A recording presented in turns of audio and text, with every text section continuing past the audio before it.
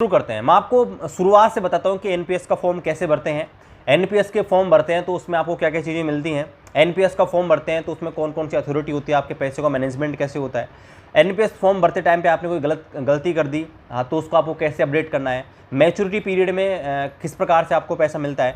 Maturity period जब होता है तो क्या आप पूरा पैसा ले सकते हैं या बीच में आपको ज़रूरत पड़ी तो क्या आप पैसा निकाल भी सकते हैं। तो चलिए शुरू से समझते हैं। देखो, न्यू पेंशन स्कीम जिसको आप बोलते हैं नेशनल पेंशन सिस्टम, इसको दोस्तों 1/1/2004 को इंट्रोड्यूस किया गया। अब इंट्रोड्यूस करने का कारण क्या था, देखो रेलवे के अंदर बात करें तो स्पेशली रेलवे के अंदर दोस्तों यहाँ पर तकरीबन 13 से 14 लाख रेलवे एम्प्लॉई हैं। जब वो रिटायरमेंट होते हैं तो गवर्नमेंट को क्या है, पेंशन देनी पड़ती थी और ये हर डिपार्टमेंट में ऐसा होता है। ठीक है, मैं रेलवे की बात नहीं कर रहा, रेलवे का एक बहुत बड़ा सेक्टर है गवर्नमेंट जॉब के लिए, इसलिए मैं रेलवे का एग्जाम्पल लिया। तो जैसे ही कोई भी एम्प्लॉय यहाँ पर रिटायर हुआ तो गवर्नमेंट को क्या था कि यहाँ पर उनको पेंशन देनी पड़ती थी। जब वो रिटायर हुए उसका बेसिक और डीए का 50% दोस्तों को यहाँ पर दिया जाता था।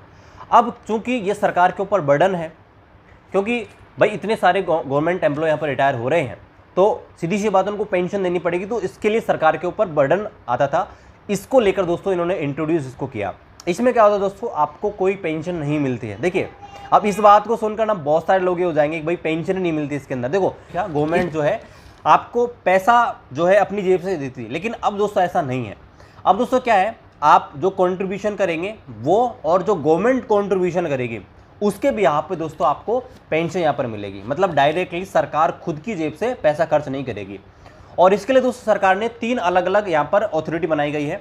ठीक है, अब कौन कौन सी अथॉरिटी है जो आपको पैसा देगी, मतलब एनपीएस के अंदर आपको एक तरीके से पेंशन देंगे और पैसा देंगे। तो देखिए, पहला है आपका एसबीआई, दूसरा आपका है यूटीआई और तीसरा दोस्तों एलआईसी। ये 3 अथॉरिटी बना रखी है। ये दोस्तों आपको एनपीएस जब आप देंगे तो एनपीएस के अंदर इनके अंदर इन्वेस्ट किया जाएगा और ये दोस्तों आपको जो है इंटरेस्ट देंगी और यही आपका जो मैच्योरिटी होगा तब आपका यही पैसा आपका देंगी। अब देखिए भाई, ये 3 संस्थाएं बना दी मान लीजिए, तो ये 3 संस्थाएं कैसे आपका पैसा निवेश करेंगी, ये भी तो एक बहुत बड़ी चीज़ है। तो देखिए, इसके लिए एक चीज़ होती है पीएफआरडीए, ये एक संस्था है, अथॉरिटी है। इसका पूरा नाम है pension fund regulatory development authority. ये क्या करती है कि भाई आप जो पैसा आपका कट रहा है एनपीएस के अंदर, उसको क्या करेगा दोस्तों, उसको डेवलपमेंट लगाने के लिए वो ऑथोराइज है। और इसके लिए दोस्तों इन्होंने क्या किया है, एनपीएसटी एक संस्था बनाई है। एनपीएसटी क्या है, एनपीएस एक ट्रस्ट है जिसको बोलते हैं दोस्तों नेशनल पेंशन स्कीम ट्रस्ट। ठीक है, एनपीएसटी।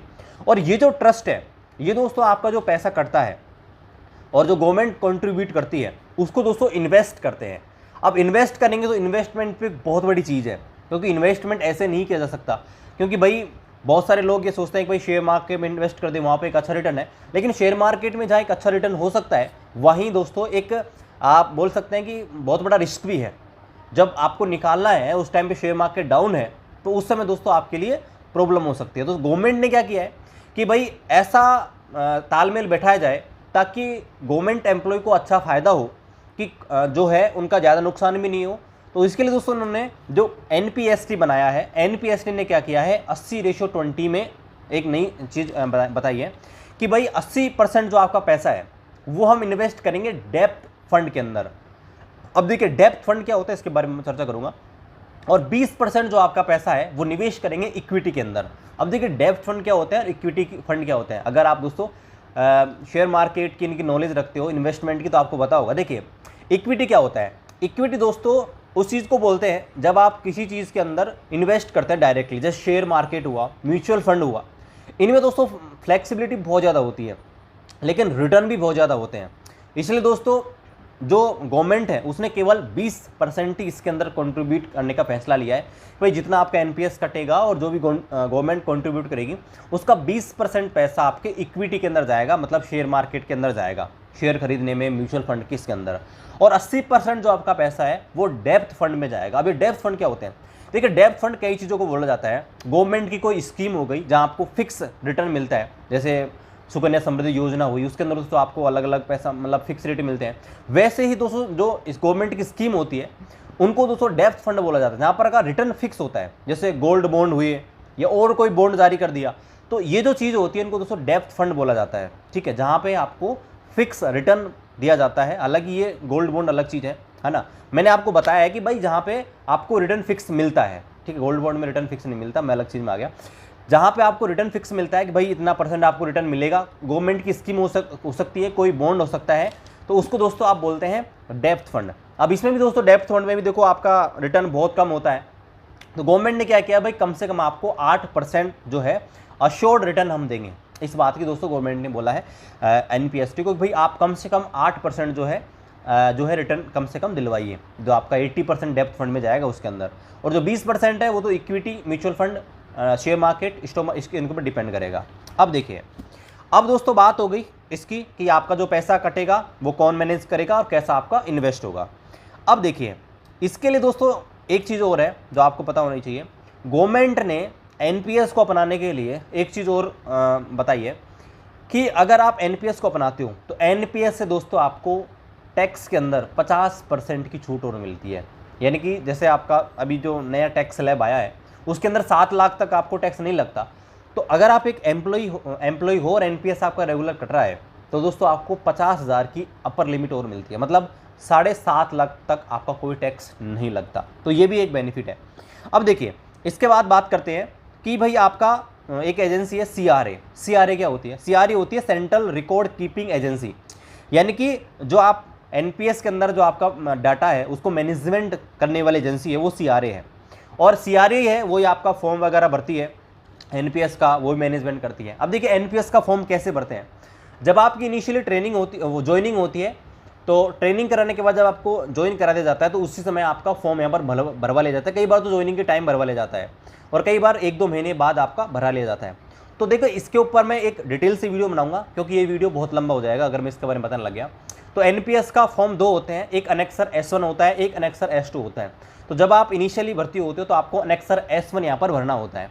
अनेक्सर S1 जो फॉर्म होता है वो आपका एनपीएस कंट्रीब्यूट करने के लिए होता है, और अनेक्सर जो आपका S2 होता है वो दोस्तों जो आपका जब फॉर्म भरा उसमें कुछ भी गड़बड़ी हो गई तो उसके लिए होता है, उसको सुधार करने के लिए, कोई भी चेंज आप करवाना चाहते हो उसमें।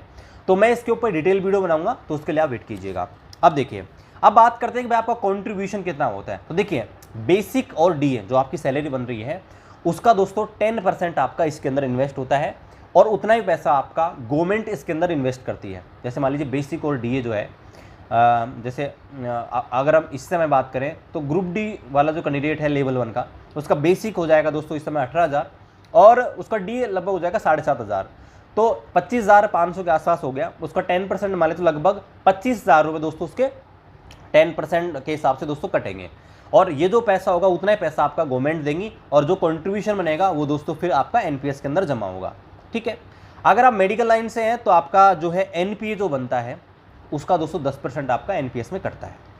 अब देखिए, बात करते हैं दोस्तों जब आप फॉर्म भरते हैं, तो जब आप फॉर्म भरते हैं तो ये प्रोसीजर थोड़ी सी मैं आपको बता दूं। देखिए, जब आप फॉर्म भरते हैं तो 2-3 चीज़ें होती हैं। एक आपका होता है डीडीओ, एक होता है पीओ। डीडीओ क्या होती है? पर्सनल ब्रांच को ही बोलते हैं वैसे। इसके अंदर क्या होता है, जब आपने फॉर्म भरा, जब आप फॉर्म भरते हो 3 कॉपी में लिया जाता है। एक डीडीओ खुद के पास रखता है, और वो क्या करते हैं, उस जो फॉर्म है उसमें साइन करके जो भी कंसर्न अथॉरिटी है एनएसडीएल उसको भेज देते हैं। एनएसडीएल क्या होती है? National security depository limited. ये आपका जो आप जो भी डिपॉजिट करते हो इन्वेस्टमेंट, उसका दोस्तों नज़र रखती है। ये गवर्नमेंट की संस्था है। एक होती है पीओ। पीओ क्या होती है? अकाउंट्स डिपार्टमेंट होता है, उसके पास भी आपकी कॉपी जाती है एनपीएस की। ठीक है, ये चीज़ हो गई। जब आपने एनपीएस का फॉर्म भर दिया तो दोस्तों आपको जो 3 चीज़ों का ध्यान रखना चाहिए जो बहुत ज़रूरी है। देखिए, एक सबका आपको पता है, आपका जो है एम्प्लॉयमेंट नंबर जो जनरेट होता है वो आपको पता होगा। वो होता है एक तो आपका, कई बार जो एम्प्लॉयमेंट नंबर और पीएफ नंबर सेम ही होते हैं। वैसे पीएफ नंबर जो है ना वो दोस्तों काम आता है बेसिकली आपका अलाउंसेस लेने के लिए, जैसे आपका टीए हुआ, नाइट ड्यूटी अलाउंस हुआ, ओवर टाइम ड्यूटी हुआ, नेशनल हॉलीडे ड्यूटी करी आपने उसका अलाउंस हुआ। उसको अलाउंस को लेने के लिए जब आप देखे होंगे तो आपका दोस्तों पीएफ नंबर ही भरा जाता है। तो पीएफ नंबर बेसिकली मैक्सिमम जगह आपका यही एम्प्लॉय नंबर ही होता है। इसके अलावा दोस्तों आपको यहाँ पर 2 चीज़ें और मिलती हैं। एक आपका होता है PRAN नंबर, जिसको आप प्राण नंबर बोलते हैं। ये प्राण नंबर क्या है? प्राण नंबर एक यूनिक नंबर होता है जो आपको एनपीएस, जब आप एनपीएस के अंदर कंट्रीब्यूट करते हो तो आपका एक यूनिक नंबर बनता है। जैसे आपका मोबाइल नंबर एक यूनिक है, आपकी सिम, आपका आधार कार्ड आपका यूनिक है, पैन कार्ड आपका यूनिक है, तो वैसे ही एनपीएस के अंदर अपने आप को आइडेंटिफाई करने के लिए दोस्तों एक प्राण नंबर होता है, और ये 12 डिजिट का होता है।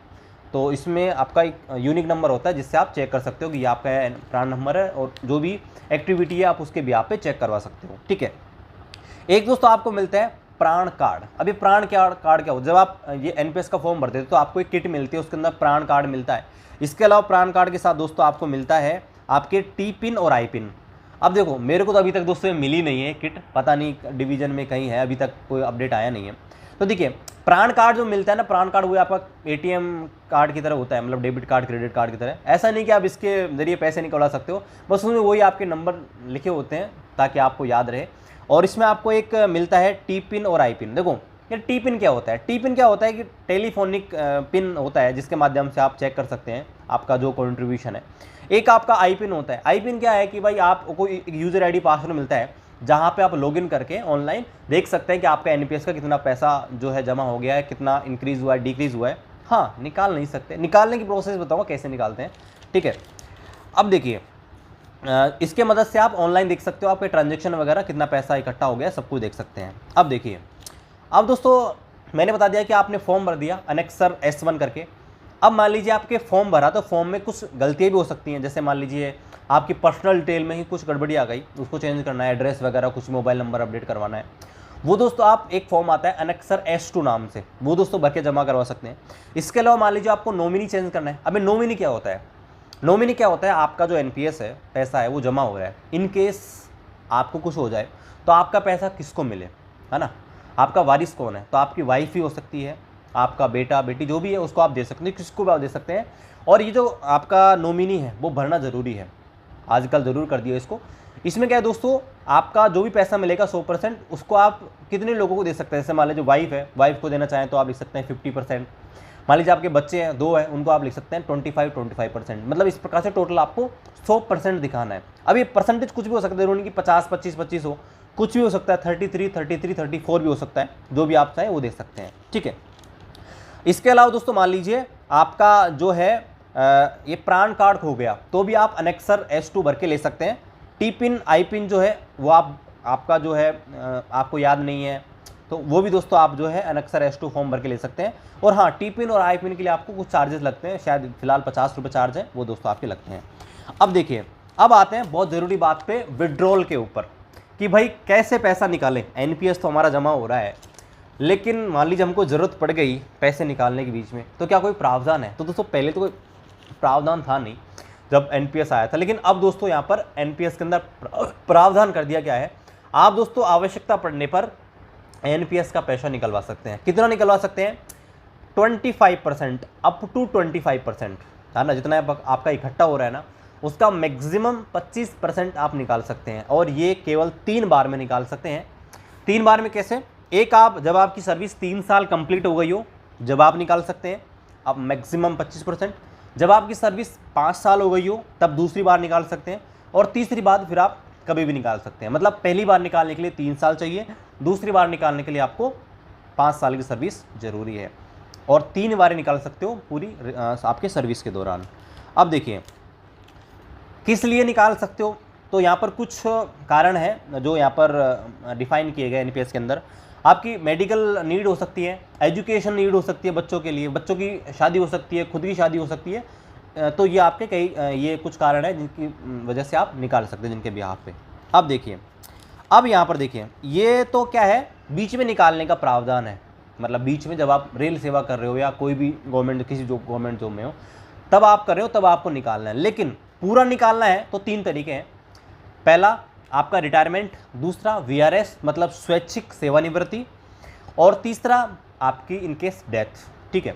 तो देखिए तीनों को मैं आपको प्रोसीजर बताता हूँ क्या क्या मिलता है। देखो डेथ केस में क्या होता था, पहले दोस्तों आपको क्या होता था कि भाई जितना पैसा था उतना मिल जाता था, लेकिन अब दोस्तों क्या है, ओपीएस मिलता है। वैसे जब आपकी डेथ हो जाती है तो आपको पेंशन ही मिलती है, पुरानी पेंशन ही लागू की गई है डेथ केस में। अभी भी अगर आप ऑन ड्यूटी डेथ हो जाता है आपका रेल मतलब जो भी आपकी सर्विस है तो उस दौरान दोस्तों आपको एनपीएस ना मिलकर ओपीएस से आपको मिलेगा। और इसमें दोस्तों एक चीज़ और है, इसमें दोस्तों जो भी आपका पैसा इकट्ठा हुआ है उसको 80% आप क्लेम कर सकते हो, मतलब ले सकते हो, विड्रॉल कर सकते हो, और 20% जो है वो आप मैक्सिमम रख सकते हो, मतलब पेंशन के लिए अगर चाहे तो। अदरवाइज 100% पे आप विड्रॉल कर सकते हैं, ठीक है। ये आपका जो है डेथ केस में है। अब देखिए एक होता है वीआरएस। वीआरएस क्या होता है, स्वैच्छिक सेवानिवृत्ति। जब आप स्वैच्छिक सेवानिवृत्ति लेते हो तो आपको दोस्तों जो है कोई फ़ायदा नहीं मिलता पेंशन का। मतलब ये है कि जो आपका पैसा इकट्ठा हुआ है वो इंटरेस्ट सहित जो भी बन रहा है वो दोस्तों आपको दे दिया जाता है ना। जो भी आपका पैसा है वो आपको दे दिया जाता है। लेकिन अगर आप रिटायरमेंट होते हैं तो रिटायरमेंट के दौरान जो भी आपका पैसा इकट्ठा हुआ, सपोज कीजिए 1 लाख हुआ, 2 लाख, 50 लाख, एक जस्ट एग्जांपल लेते हैं, 10 लाख रुपए आपके इकट्ठा हो गए एनपीएस के अंदर। तो 10 लाख रुपए आपके जो इकट्ठा हो गए एनपीएस के अंदर वो दोस्तों 60:40 के अंदर मिलते हैं। 60% आप दोस्तों ले सकते हैं, मतलब विड्रॉल कर सकते हैं, अकाउंट के अंदर ले सकते हैं, और मिनिमम 40% आपको पेंशन के लिए रखना पड़ेगा। अब ये पेंशन का क्या है, मतलब 40% जो आपने रखा उसके बिहार पे जो भी इंटरेस्ट जो आपको देंगे, 3 मैंने संस्थाएं बताई थी, एसबीआई, यूटीआई, एलआईसी, जो भी आपका रिटर्न आता रहेगा वो दोस्तों आपका वो 40% पैसा है ना उसका आता रहेगा, और 60% जो पैसा डायरेक्टली आपके अकाउंट में डिपॉजिट हो जाएगा। तो ये आपका मैच्योरिटी है, मतलब जब आप कोई भी छोड़ते हो, रिटायरमेंट हो जाता है तब 60:40 इसको ध्यान रखना। अब देखिए यहाँ पर आपने एक चीज़ और देखी होगी, टीयर 1 और टीयर 2। टीयर 1 क्या है, देखो अभी जब आप फॉर्म भरते हो तो वो टीयर 1 का ही भरते हो। तो टीयर 1 क्या है, टीयर 1 दोस्तों ये है कि जब आप कोई भी गवर्नमेंट सर्विस में होते हो तो जब आप एनपीएस के अंदर कंट्रीब्यूट करते हो ना, तो जितना पैसा आपका एनपीएस करता है उतना ही आपको मतलब गवर्नमेंट देती है, इसे बोलते हैं टीयर 1।